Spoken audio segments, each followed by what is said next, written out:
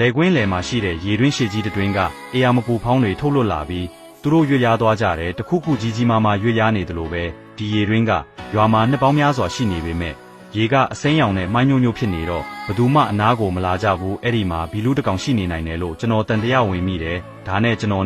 ဝမ်းခွဲကစမ်းသုံးကြည့်ဖို့ဆုံးဖြတ်လိုက်ကြတယ်မျိုးတဲကိုသွားပြီးအနှံ့ပြင်းပြီးလှပတဲ့နွားရိုးတစ်ချောင်းဝယ်ခဲ့ကြတယ်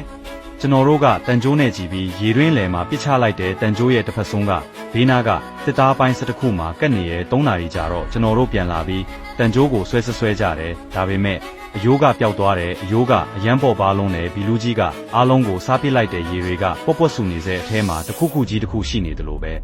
အချိန်မဖြုံးပဲကျွန်တော်ရဲ့ရှိုးဝက်လက်နဲ့ဖြစ်တဲ့အားကောင်းတဲ့ရေပုံးကိုယူဖို့ပြေးသွားခဲ့တယ်အခုကျွန်တော်တို့ရေတွင်းတစ်ခုလုံးကိုရေထုတ်နေကြပြီးတွက်ချက်မှုတွေအရ